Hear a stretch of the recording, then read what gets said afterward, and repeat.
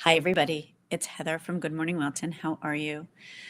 Uh, I wanted to just check in. I don't have any news, really, any breaking news to report, but I did want to just check in and kind of talk to people about some of what's going on online. I know that there is a lot of discussion about the decision by the schools and how they are working, teaching the kids. Is it going to be real work? Is it going to be just, occupying time that doesn't count? And why are we doing things in a certain way when other districts are going to video lectures and lots of, comparing how are we doing it versus New Canaan, all of that.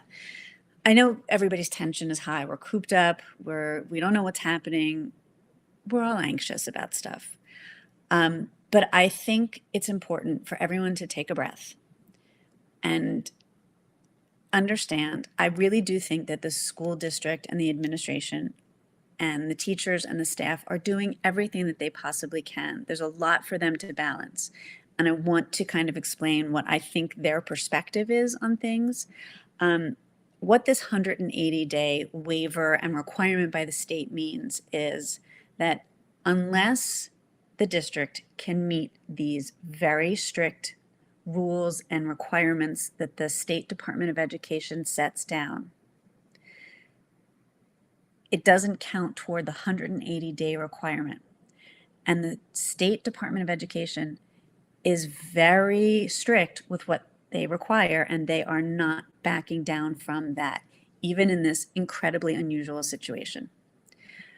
The district also has some requirements when it comes to the teachers union and contracts that they've negotiated, and there are some legal requirements that they are bound to stick by.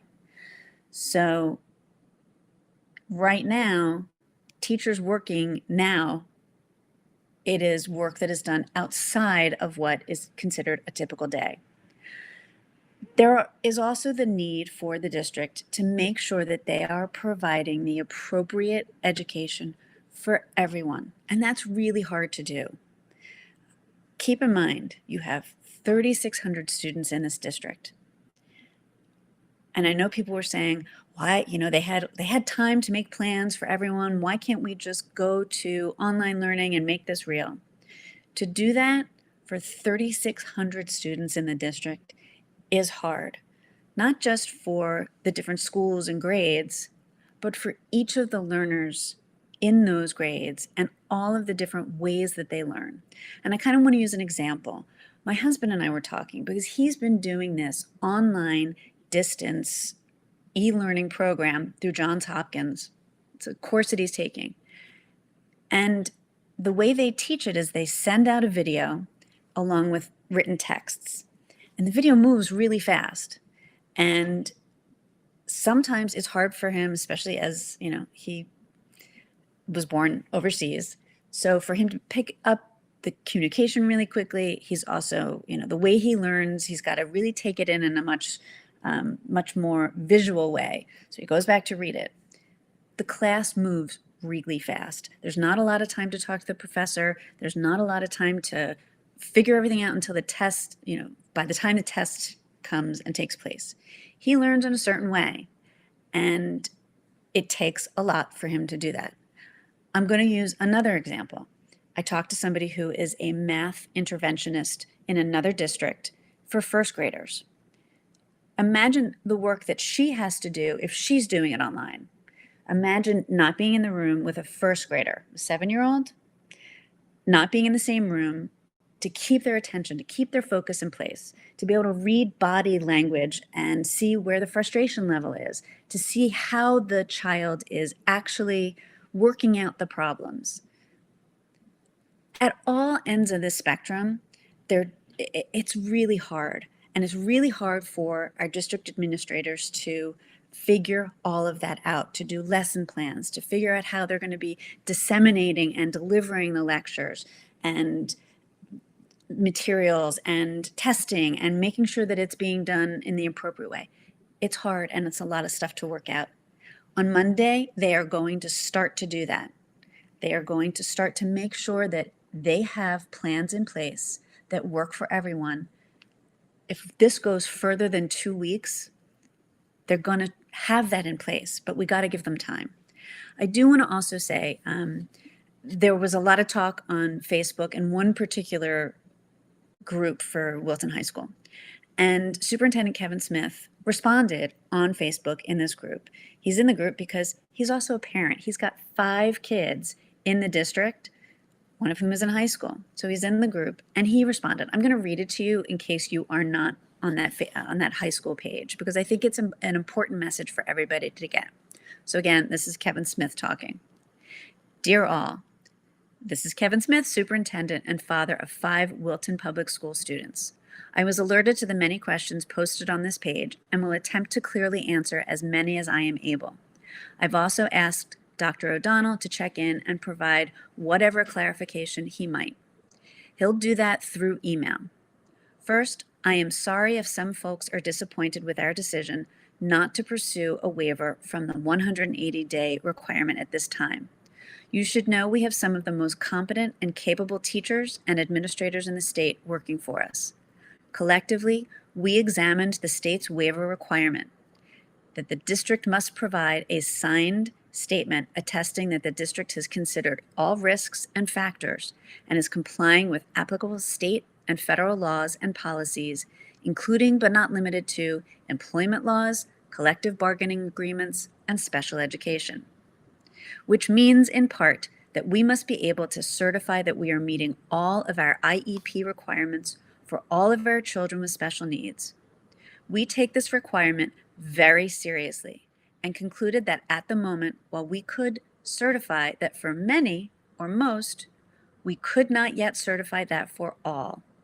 I should also note that the State Department of Education's strong recommendation to all districts was to close outright, make up the days, and not pursue a waiver.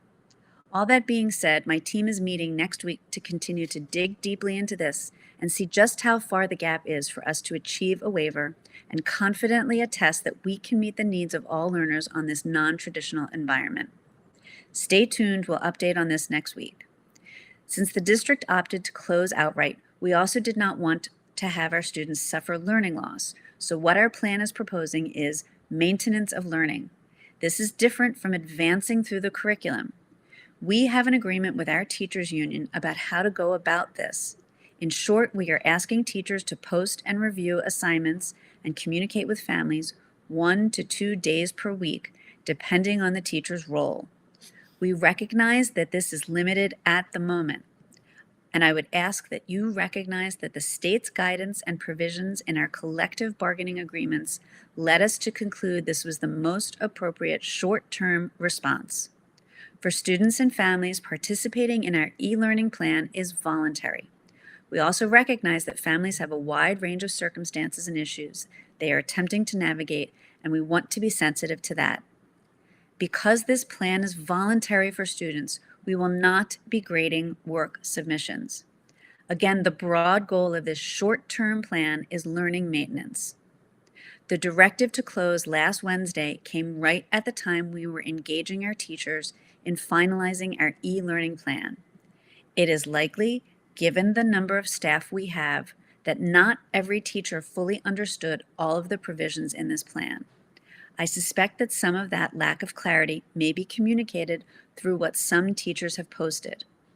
I have not seen specifics, so it is impossible for me to judge at this point. I just want to clarify something. He's referring to some of the high school students who have said that they received assignments and were told they were due this weekend. I would again ask for a little bit of patience while we circle back and ensure our entire staff is clear on what we are planning. While I have not had the opportunity to review other districts' plans, many of us are in touch with many other districts, have learned what they are doing, and do have confidence that our plan is as good, if not better, than a number of others. We also know that we have many students in AP classes where this approach is not sufficient. We are in the midst of developing differentiated plans to address these kinds of needs. With so many moving parts, we just need a bit more time. The waiver requirement suggested to me that at this time, the State Department of Education was not able to support districts in implementing innovative practices, nor was it willing to assume any risk for districts not meeting state and federal requirements.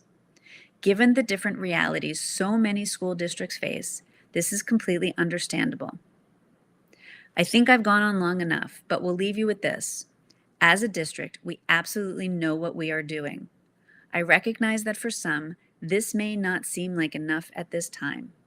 We are in the midst of a rapidly unfolding situation that has created tremendous uncertainty everywhere. What you can be certain of is that we are going to do our absolute best to meet the needs of our students and families and make every adjustment possible to do so. I'll check back again tomorrow to see what other questions or concerns are out there. In the meantime, if you have a specific concern, please email me at kevin.smith@wiltonps.org.